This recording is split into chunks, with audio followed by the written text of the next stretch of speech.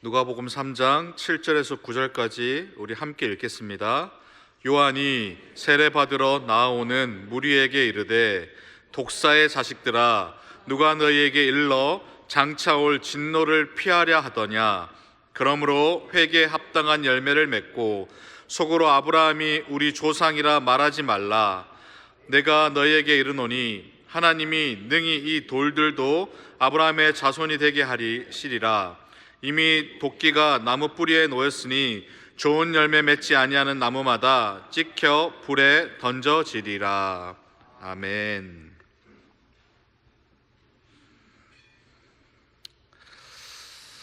얼마 전에 한국에서 가족이 오셔서 함께 샌디에고를 여행한 적이 있습니다.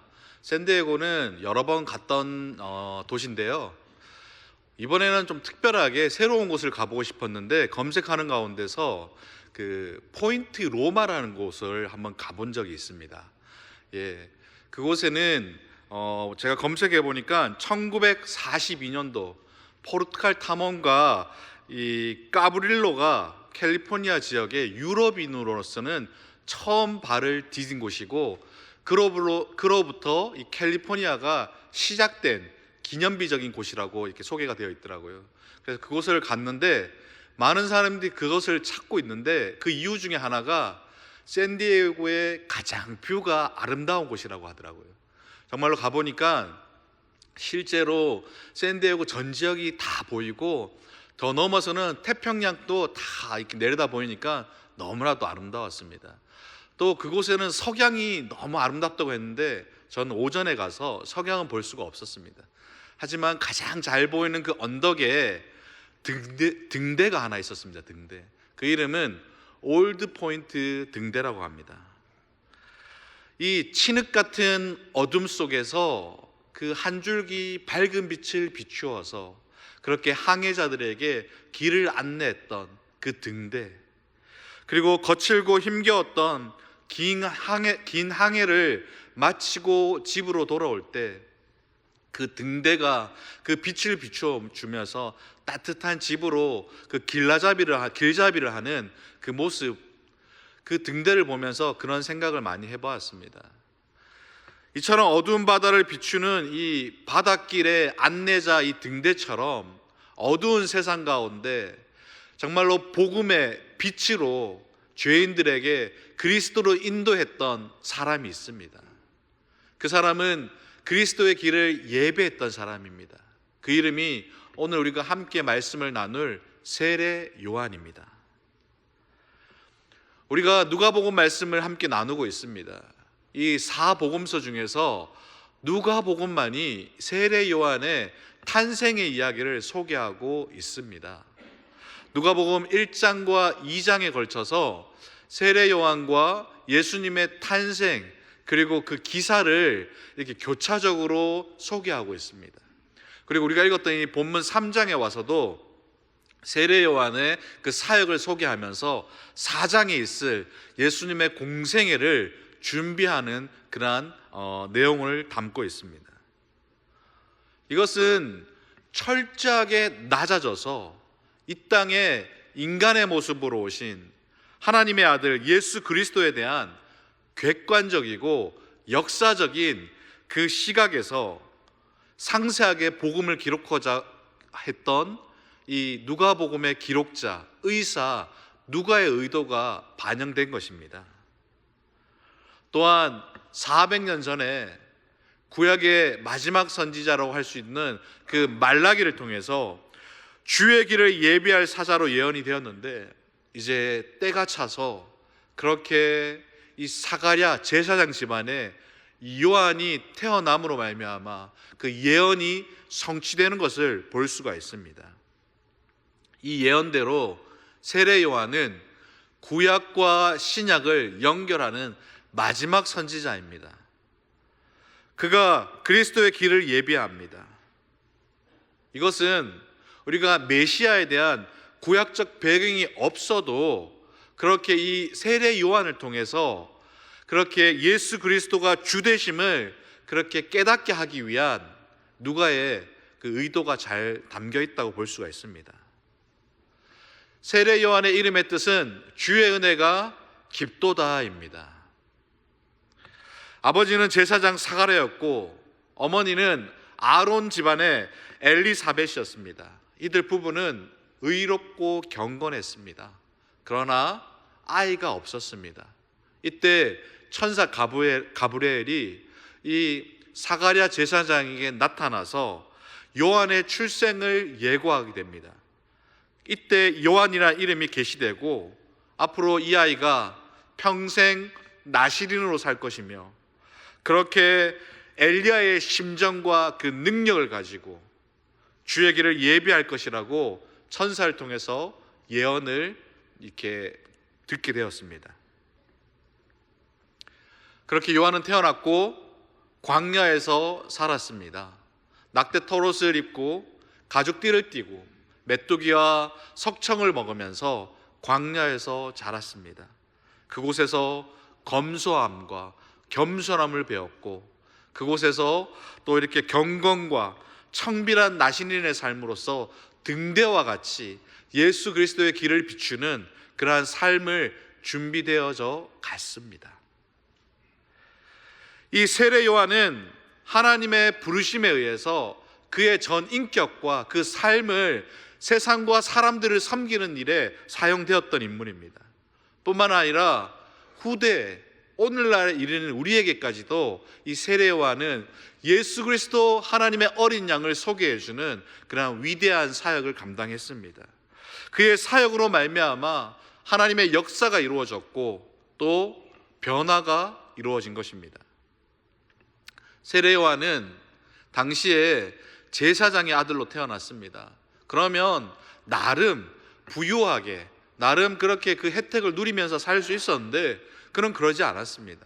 그는 광야로 갔고 광야에서 그렇게 하나님의 공급하심과 하나님의 인도하심과 하나님의 그 도우심을 경험하면서 하나님과 동행하는 삶을 그렇게 훈련하면서 준비되어져 갔습니다.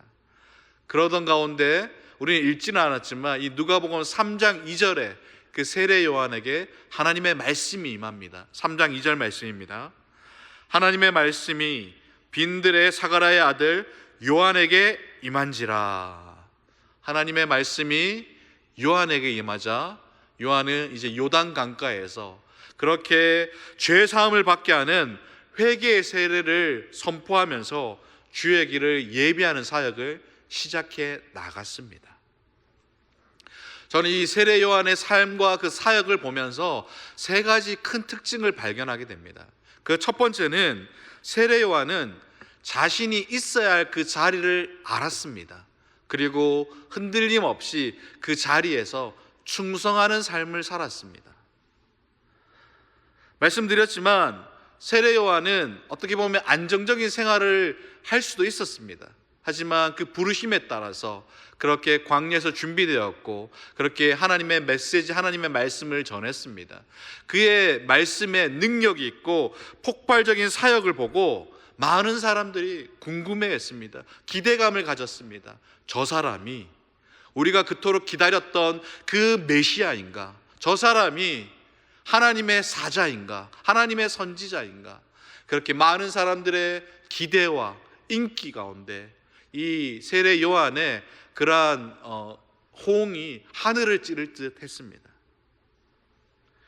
여러분, 세상 사람들은 누구나 인정받고 싶어하는 욕구가 있습니다. 특별히 정치인들은 더 그렇죠. 사람들의 그러한 인기, 그 여론조사에 일희일비합니다. 만약에 그 당시에 세례 요한이 정치적인 의지를 가지고 나를 따르라라고 했으면 아마 수천 수만 명의 사람들이 세례 요한에게 표를 주고 세례 요한을 따랐을 겁니다. 그러나 여러분, 세례 요한은 그러지 않았습니다. 자신이 있어야 할 자리를 알았습니다. 그는 사람의 인정보다도 자신이 있어야 할 자리, 주의 길을 예비하는 그 자리에 있었습니다. 그리고 조금도 흔들림 없이 이탈하지 않고 묵묵하게 그 자리에 충성했습니다. 오늘날 교회 많은 성도님들이 섬김과 봉사의 자리를 기피하는 그런 현상을 볼 수가 있습니다. 이해가 갑니다. 왜냐하면 힘도 들고요, 시간도 많이 빼앗기고 또 부담도 되기 때문입니다. 또 그렇게 그것을 이겨내고 그렇게 봉사의 자리, 수고의 자리 노력하는데 거기에 들려오는 칭찬과 격려의 말이 아니라 오히려 불평으로 인해서 시험 들기도 하기 때문에 아예 그 자리를 안 가려고 하는 그러한 기피 현상이 있습니다. 특별히 힘든 자리는 더 안 가려고 합니다. 뭐 식당 봉사라든지 차량 운행이라든지 청소라든지 이런 자리는, 이러한 봉사의 자리를 더더욱 안 가려고 합니다. 여러분, 세례 요한은요, 그가 있고 싶어하는 자리에 있었던 것이 아닙니다. 하나님이 필요로 하는 자리에 그는 그 자리를 알고 그 자리에 머물면서 충성했습니다. 내가 편안한 자리가 아니라 하나님께서 필요로 하는 자리, 그 부르심의 자리에 머물면서 그 자리를 묵묵히 지켜가면서 충성하는 것이 사명자의 복된 그런 삶인 줄 믿습니다. 부름받은 자는요, 그렇게 부름을 따라서 끝까지 충성해야 합니다. 버텨야 합니다. 포기하지 않아야 됩니다. 어제 그 저녁에 송경민 목사님 초청해서 우리가 콘서트를 했지 않습니까? 그때 제가 너무 좋아하는 찬양을 하시더라고요. 하나님의 부르심. 하나님의 부르심에는 후회하심이 없다. 지금 내가 이 자리에 있는 것도 그 하나님의 부르심이다. 하나님께서 여러분을 후회함 없이 부르셨습니다. 여러분이 그 사역의 자리, 지금 이 자리에 있는 것도 하나님의 은혜입니다. 여러분, 그 은혜 받은 자, 그 부름 받은 자는 충성해야 되는 겁니다. 요한계시록 2장 10절에 이렇게 말합니다. 내가 죽도록 충성하라. 그리하면 내가 생명의 면류관을 내게 주리라. 우리가 하나님의 상급을 받고자 한다면 우리가 있어야 할 그 자리에 우리가 흔들리지 않고 포기하지 않고 끝까지 그 자리에 그 사역을 감당할 때 하나님은 우리를 통해서 기뻐하실 줄 믿습니다. 두 번째로 세례 요한을 보면 볼수록 세례 요한은 주연이 아니라 조연이었습니다. 그는 메시아기를 준비하고 먼저 보내심을 받은 사람이었습니다. 비록 사람들이 열광하고 인기가 높아졌지만 거기에 흔들리지 않았습니다. 세례 요한도 자신이 조연이라는 것을 알았습니다. 빛나는 조연이었습니다. 그는 그 주인공에게 가는 그 관심을 결코 그렇게 주인공에게 나아가는 그것을 욕심내지 않았습니다. 오히려 주인공을 돋보이게 노력했고, 다른 사람이 알아주든 알아주지 않든 묵묵하게 그것이 큰 역할이든 작은 역할이든 하나님이 맡기셨다는 그 믿음을 가지고 그 자리에서 순종했습니다. 빛나는 조연의 인생을 살았습니다. 세 번째로 세례 요한은 화살표와 같은 삶을 살았습니다. 그는 사역이든 다른 사람을 섬기는 일이든지 간에 무슨 일이든 간에 오로지 예수 그리스도만을 가리키는, 오로지 예수 그리스도만을 높이는, 자신의 그 화살촉을 예수님만을 높이는 그러한 인생을 살았습니다. 세상 사람들의 인기와 관심이 있었음에도 불구하고 그는 간결하고 분명하게 세상 사람들에게 선포했습니다. 나는 선지자 이사야의 말과 같이 주의 길을 예비하는 주의 광야에서 외치는 소리이다. 나는 그의 신발끈 들기도 매기도 감당할 수가 없다. 나는 물로 세례를 주지만 그는 불과 성령으로 세례를 줄 것이다.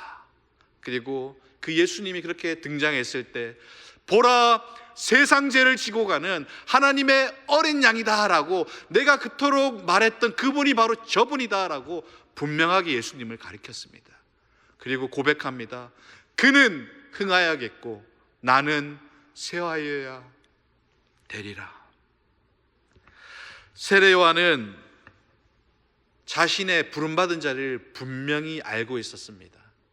그는 주인공이 되지 못했지만 빛나는 조연으로서 오로지 예수 그리스도를 높이고 오로지 그의 사역과 삶을 예수 그리스도를 가리키는 그러한 화살표와 같은 인생을 살았습니다. 사랑하는 여러분, 우리는 어떻습니까?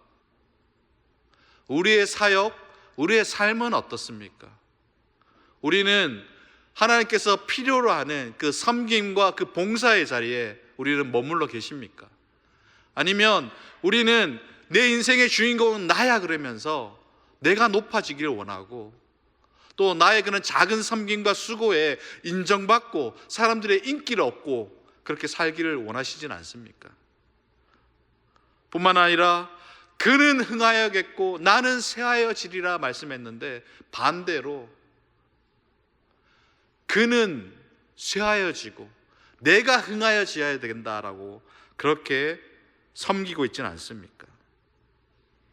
우리는 교회뿐만 아니라 우리의 모든 삶 가운데 우리의 섬김과 사역은 오로지 예수 그리스도만을 가리키는 화살표와 같은 그러한 삶을 살아야 될 줄 믿습니다. 예수님만을 가리킬 때 내가 아니라 그가, 주님이 흥해야 될 줄 믿습니다. 나의 삶, 나의 사역, 나의 모든 것이 주님이 흥하도록 우리가 삶을 살아갈 때 주님이 우리 인생을 흥하게 하실 줄 믿습니다.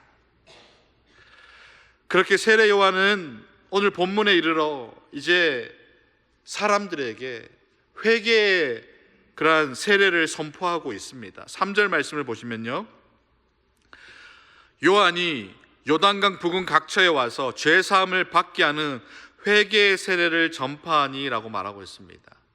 세례 요한은 이스라엘 백성들에게 첫 메시지가 회개의 메시지입니다.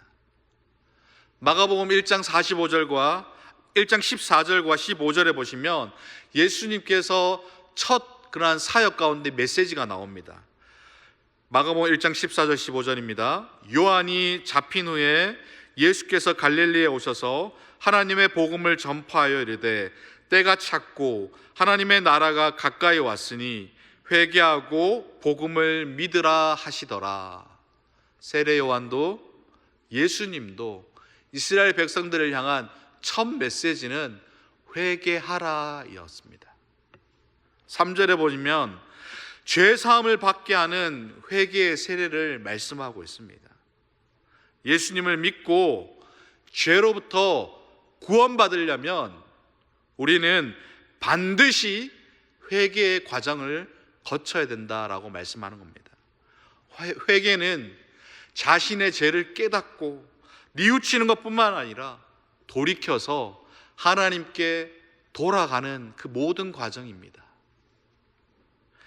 예수님을 믿으려고 나올 때 우리는 과거에 우리가 의지했던 우상과 미신과 집착과 또 알게 지었던 모르게 지었던 그러한 죄들을 다 버려버리고 우리의 죄를 회개하고 하나님의 말씀을 따라 순종하겠다는 그러한 결단, 그 모습이 바로 회개인 것입니다. 성경에 보면 회개와 비슷한 단어가 있습니다. 후회입니다. 후회. 그런데 여러분, 후회란 말은요, 자신의 실수나 죄에 대한 슬퍼하는 감정입니다. 이 후회는 행동의 변화로 이어질 수도 있고 변화로 이어지지 않을 수도 있습니다. 세상적인 후회는요, 단순히 슬퍼하거나 후회만 남고 하나님께 돌아가려는 그러한 변화가 이루어지지 않습니다. 성경에 예수님을 팔았던 가룟 유다도 후회했습니다. 그렇다고 그의 마음의 변화와 가슴 아픈 반성으로 그가 구원을 얻은 것이 아닙니다. 그가 후회는 했지만 진정한 회개가 없었고 그렇게 절망 가운데 그 인생을 자살했습니다. 회개는요, 후회를 넘어서 죄를 버리고 하나님께 돌이키는 것을 말씀하고 있습니다. 헬라어로 메타노에오인데 생각을 고치는 것입니다. 죄를 버리고 내 생각을 바꾸어서 하나님께 돌아가는 것입니다. 이전에 내 인생의 삶의 주인공은 나였다면 이제는 예수 그리스도가 나의 구원자, 나의 하나님, 메시아, 그렇게 그리스도이라는 것을 생각을 고쳐먹고 하나님께 돌아가는 것, 그것이 회개인 것입니다. 1907년 1월 14일 오후 7시에 평양 장대현 교회에 장로교 중에서 첫 목사 안수식이 있었습니다. 그 대상은 길선주 장로였습니다. 길선주 장로.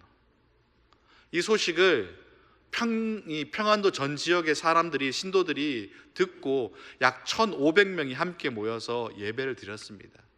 그 가운데 이 길선주 장로님이 앞에 나와서 눈물 흘리면서 고백을 했습니다. 여러분, 나는 아간과 같은 사람입니다. 나 때문에 하나님께서 우리 공동체에 복을 안 주실 수도 있습니다. 저는 약 1년 전에 제 친구의 부탁으로 그 집에 갔는데 그 친구가 말하기를, 길장로, 나는 이제 삶이 얼마 남지 않았는데 내 부인은 뭘 잘 모르니까 길장로가 우리 집안을 좀 잘 정리하고 좀 이렇게 관리해 주시게, 그 부탁을 들었습니다. 그런데 이 길선주 장로가 말하기를, 그 부인의 재산을 관리하면서 그만 욕심이 개워서 그 당시에 돈 100원을 사치했습니다. 오늘날 따지면 아마 한 1,000불, 2,000불 될 것 같습니다. 나는 하나님의 일을 방해했습니다. 나는 내일 당장 그 부인께 돌아가서 그 돈을 갚고 회개하면서 용서를 구할 것입니다. 그렇게 통의 회개를 메시지를 사람들 앞에 그 목사 안수 받는 그 자리에서 그렇게 고백을 했습니다. 그러자 그 자리에 모여있던 외국인 선교사들과 신자들이 함께 눈물을 흘리면서 함께 기도했습니다. 그리고 이때부터 새벽 2시가 지나도록 선교사와 교인들은 함께 그렇게 죄를 고백하면서 앞다투어 회개하면서 통성 기도를 했습니다. 한 남자는 2집 살림을 했는데 그렇게 회개하면서 고백하고 다시금 본처로 돌아갔다라고 합니다.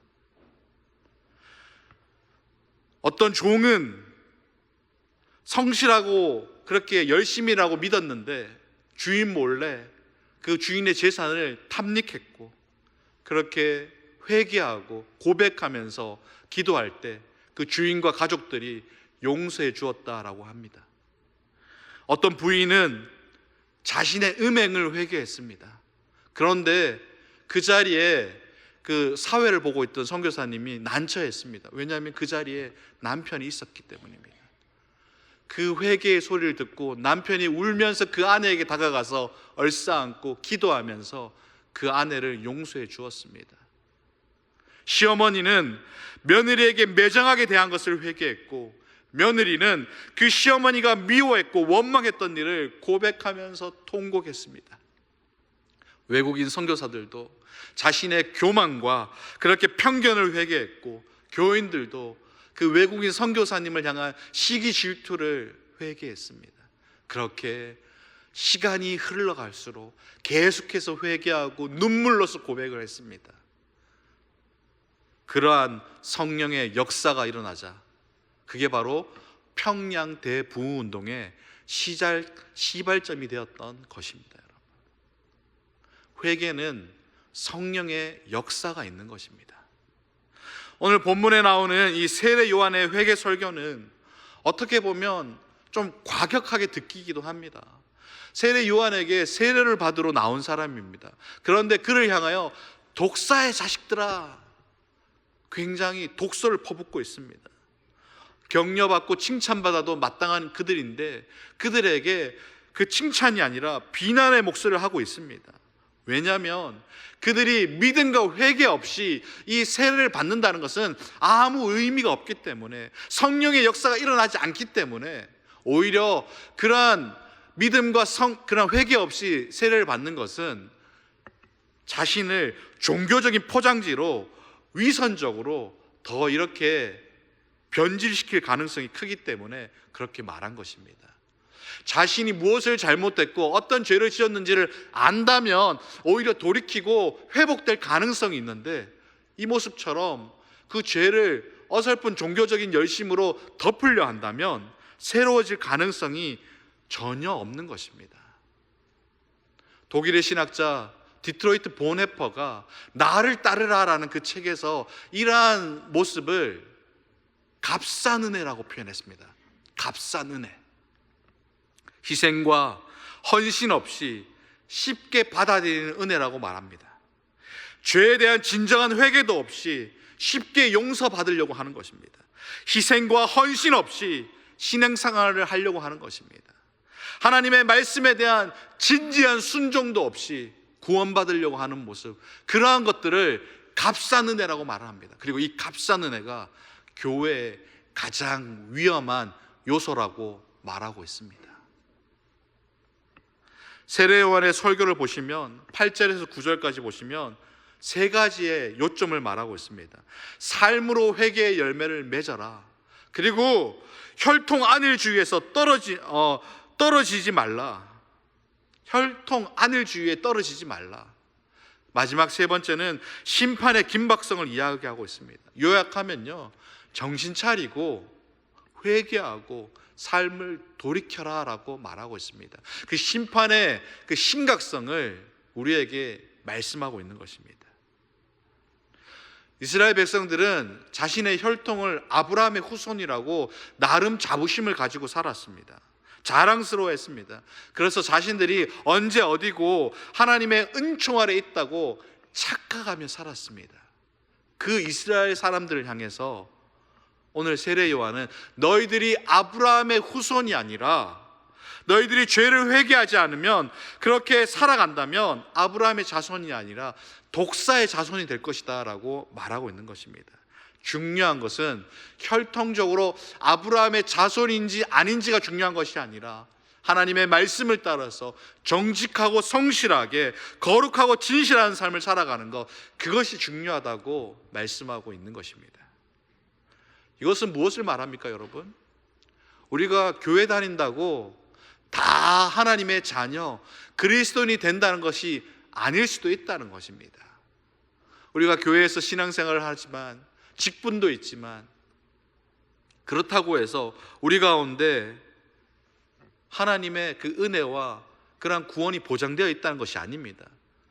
우리가 교회에 있지만 여전히 세상적 가치관을 가지고 쾌락과 제약을 즐기고 하나님의 경고의 말씀을 무시하고 그렇게 값싼 은혜 가운데 살아가고 있다면, 종교적인 위선 가운데 살아가고 있다면 우리 역시도 하나님의 자녀가 아니라 하나님의 진노의 대상이 될 줄 믿습니다.